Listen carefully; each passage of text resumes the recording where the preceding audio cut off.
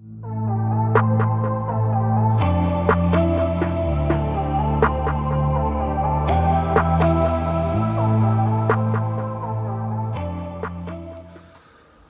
going on, everybody? My name is Justin Vallejo, and I wanted to make this video about how to get a professional basketball contract overseas, especially if you're coming from a smaller school like a Division II, Division III, or NAIA school. Personally, I just remember going on the internet after I graduated college and just trying to figure out how to get overseas, doing a ton of research, and there just really wasn't a lot of good information on the internet about how to get a contract overseas. So hopefully this video will be able to save you a lot of time and money, because I know I wasted a lot of time and I even wasted money trying to get overseas and get that first contract. But just a little background on me. Right now I'm on a 1-year contract here in Spain, and before that I was playing in Italy, but it just wasn't a good situation, so I left. And before that I was at a Division III school, so you can imagine it was tough getting a first contract coming from a small Division III school. So the first thing that I would do, and what I did, was get my dual citizenship. So if you can get a dual citizenship with any country in the world, it's going to be a huge advantage because you won't be labeled as an American. So the way that most of these leagues work here in Europe and around the world is they only allow a certain amount of Americans on each team. So for example, the league I'm playing in here in Spain, they only allow 2 Americans on your roster. And for example, both of the Americans that are on my team played at Division I schools. So you can imagine it's really competitive, and it's really tough to get that contract if you don't have a dual citizenship. It's not impossible, but you just want to make sure that you have a really good agent if you're not able to get that dual citizenship. So that's the next thing I want to talk about, getting an agent. In my opinion, getting an agent is the best way to get a contract. What I would do and what I did was just Google search FIBA agents, and the website will have a list of all the agents in the world. You can search by country, you can search by the leagues, by the agent's name. So for example, you can just search by France and it'll have a list of all the agents in France, or you can do the same for Spain or just any country. And what I would do is they're going to have their contact information on there, and what I would do is email them, basically like a resume if you're getting a real job. Put down who you are, where you played at, all your stats, any accolades that you got, any all conferences, all Americans, if you're a 1,000-point scorer, anything like that. You just want to make yourself stand out. So I would put down my highlight tape and my game films and things like that, and I emailed probably about 50, 60 agents, and I probably only got like 5 of them to email me back. So it's going to take a while before you can get in contact with these agents, because especially when it's from March to July, they're going to be in contact with a ton of different clients. So you have to make yourself stand out. But I was able to finally get in contact with one of the agents, and I signed with him, and he was an American agent, and it wasn't a good fit, because in my opinion I would stay away from the American agents because they don't have the same connections as these European agents do. Because, you know, think about it, they're living halfway across the world. They're not going to be interacting with these clubs the same way that these European agents are. So the European agents have better connections in my opinion, so I would stay away from an American agent. In my opinion, the reason why agents are the best way to go about is because they're the ones that have all the connections. You won't have to worry about anything.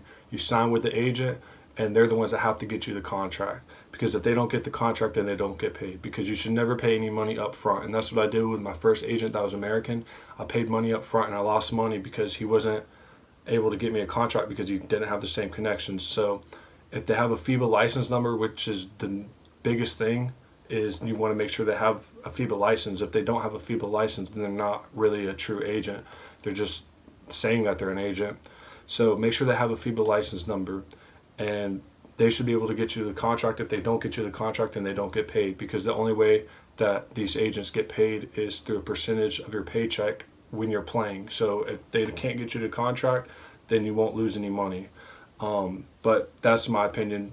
Get an agent, and you want to make sure he's a good agent. So before you sign with the agent, you want to ask for a list of all of his clients, message them on Instagram or Twitter or Facebook, and ask, if it was a good experience, if they were a good agent in their opinion, if they were able to get them a contract right away, if there's any issues with the agent, things like that. I never did that with the second agent I signed from Italy, and it kind of came back and bit me in the butt, because I was playing in Italy and I never actually signed with his agent. So he wasn't technically my agent, but he was able to get me the contract, and he was supposed to work for me for this year, and then I was supposed to sign with him the following year, but I wasn't getting paid on time in Italy. Like, one of my paychecks was like 3 weeks late, and I told him that, you know, I'm having issues getting paid, things like that, and he wasn't really working for me.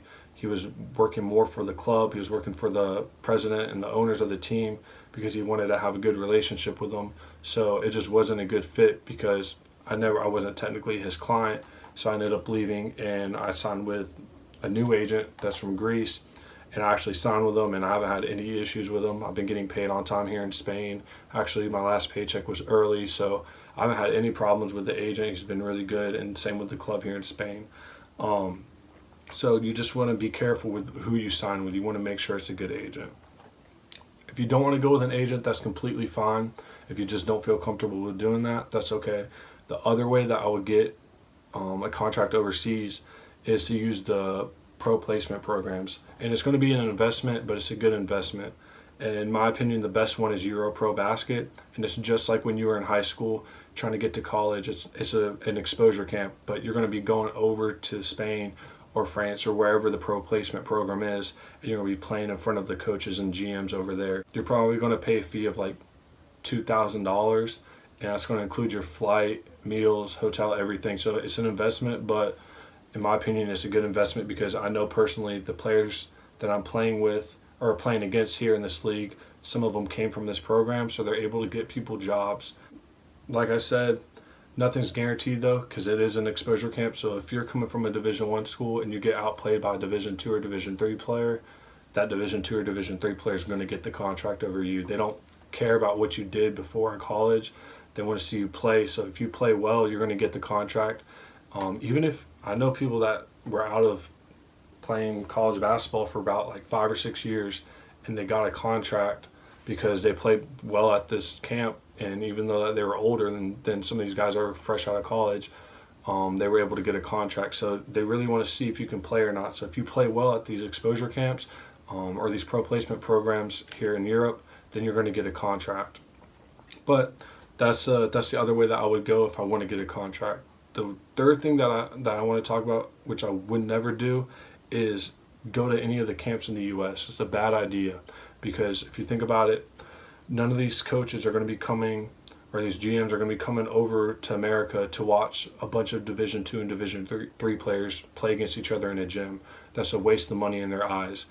They don't have, that type of budget where they can just waste it on coming over here to see if they even like any of these players. They have no idea who these players are, so they're not going to be flying over here. So especially if you're coming from these smaller schools, when you're a senior in the spring, you're going to be getting a bunch of emails from these different people saying, you're invited to this camp here in Vegas, or you're invited to a camp here in Chicago or Atlanta.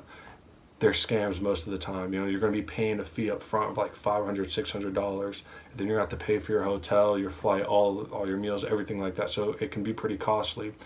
And you're going to go to these exposure camps, and there's going to be no coaches in the gym, no GMs, no one. What they're going to do is they're going to set up a video camera, and they're going to do a live stream for these GMs to watch over back in Europe.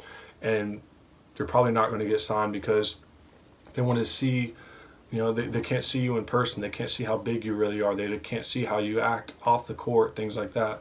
So the people that I know that went to these camps, none of them got signed because even if they were really good players too, but these coaches and these GMs over in Europe, they don't watch them play in person. So it's better to go travel over to Europe and play in front of these coaches.